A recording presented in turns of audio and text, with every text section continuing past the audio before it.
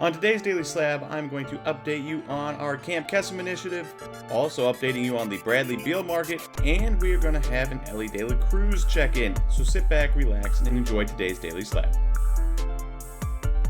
Welcome everyone to the Daily Slab. I am Nate, and our what's happening today is Camp Kesem. So, if you have heard this before, I am sorry, but I figured I should start off in case you are new here and you wish to join us in our Camp Kesem charity initiative.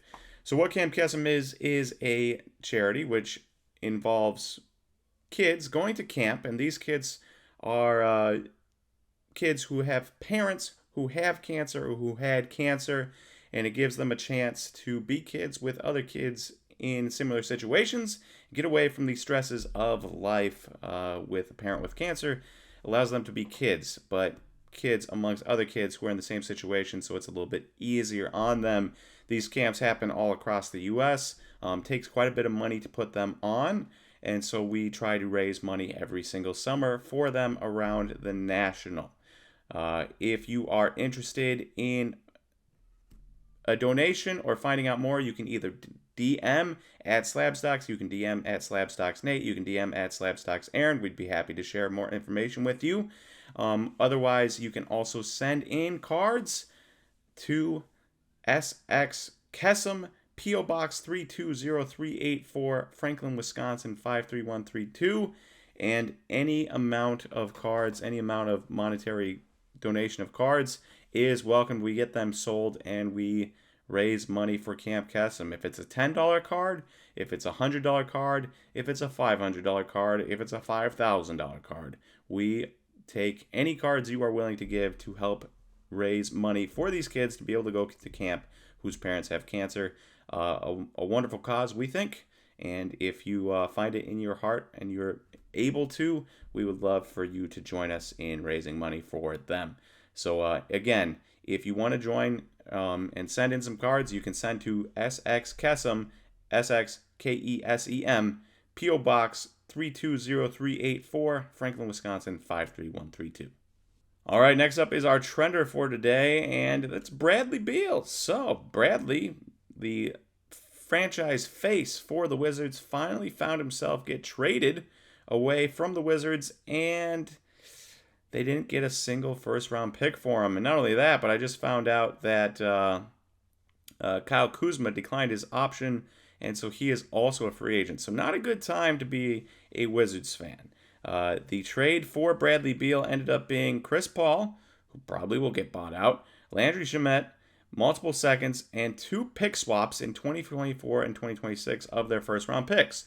Now let me ask you, do you think the Wizards are going to be better next season, not this 2023 season, but this next upcoming season than the Suns?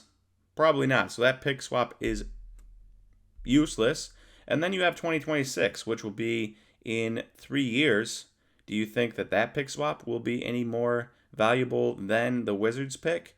I doubt that as well. They'll still have, even if Kevin Durant retires, they'll still be coming off a season with Bradley Beal and Devin Booker more than likely, and so it doesn't seem like those are of any value.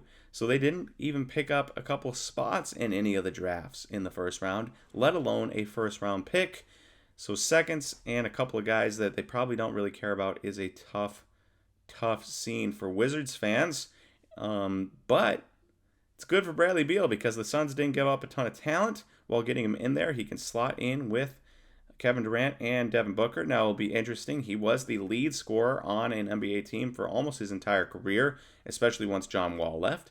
And now he will be firmly third fiddle behind Devin Booker and Kevin Durant, so it'll be interesting to see how that fits in. Also, he doesn't really play defense, and neither does Devin Booker, and so you get a team that, and Kevin Durant's 35 plus, you're going to get a team that might score 150 points, but they might give up 170 every night because they don't have any guys that like to play defense. So it'll be an interesting fit. Scoring prowess sure is there, but everything else is going to be an interesting fit. And so we'll see how that works, but it didn't stop Suns fans from being excited.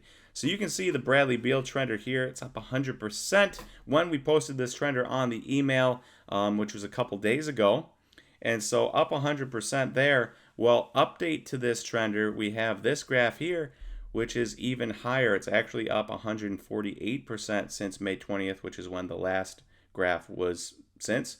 Up 148% with the last day's sale averages of $116 being $23 higher than the 18th, which was the day of the trade. So even a couple days after the trade, there is still some excitement in the Bradley Beal market. And now we just wait and see how it turns out, because obviously Kevin Durant on the Nets did not turn out well. Kevin Durant on the Suns last year did not turn out well. And now Bradley Beal joining Kevin Durant. We've seen this before. Don't know how it's going to work. And then in Who's Hot, Who's Not, we've got Elly Cruz, and we've got a little check-in. So we covered him a couple weeks ago when he got called up, June 6th. And we're going to cover him today because it's worth it to check in on a guy after a couple weeks to see how he is doing and then what his prices are doing. And Elly Cruz has been pretty good still. There's a lot of red flags in his profile, but he has been pretty good. So he's hitting 308 with a 379 on base and a 519 slugging. That is an 899 OPS. 1 point lower than the 900 OPS is very nice. 135 OPS plus. So he's been 35% better than league average. He has 6 extra base hits. He has a 10% walk rate. Those are not too bad of things. Pretty good. You look just at that, pretty good. But there are some major red flags. Currently, he has a 33% K rate. That's not very good. That's alarming. He also has a 452 BABIP, batting average balls in play, which means that he's very fast, so he will run high BABIPs, but he's not going to run BABIPs in the 400s. That's just not going to happen. That is going to come down, and when that comes down, all of his stats are going to come down. And probably the most alarming thing in his entire profile, even though a 33% strikeout rate is alarming, is that he's currently supporting a 70% ground ball rate.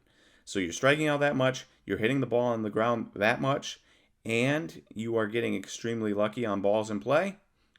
This screams regression, and it'll be curious to see if people notice that in the market or not. But from a card perspective, we're looking at his base auto PSA 10, the easiest to acquire auto he has from Bowman Chrome. And so you have the 6th, the day he was called up. This auto, $939. That was the day he was called up. Excitement galore. The 7th, the day after he was called up, it went for $1,100. Okay? Now, there wasn't that many sales above that price point. There were a few, but there wasn't that many sales above that price point between now and the 20th. A lot of the sales that were above that were PSA 1010s with the 10 auto as well, which bumps it up. But straight up PSA 10s, there's not too many sales above that $1,100 price point. And then you get the sale on the 20th, the most recent sale, for $900. So not only is that $200 lower than the 7th, but it's even $39 lower than the call-up date on the 6th. And so you can see that even though he has good numbers, with major red flags, but still almost a 900 OPS as a rookie in his first couple weeks of the MLB, his prices still are not higher than what they were at call-up. And this is, one of those things you can learn from, where it's once they're called up, they have to do a lot to make those prices go higher.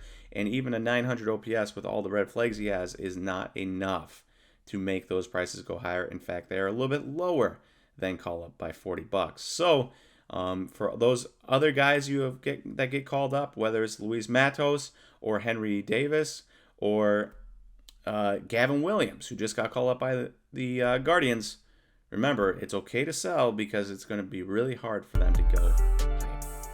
All right, thank you everyone for watching today's Daily Slab. If you enjoyed this video, please click that like button and don't forget to hit that subscribe. And I will talk to you tomorrow for the next Daily Slab. See you, everyone.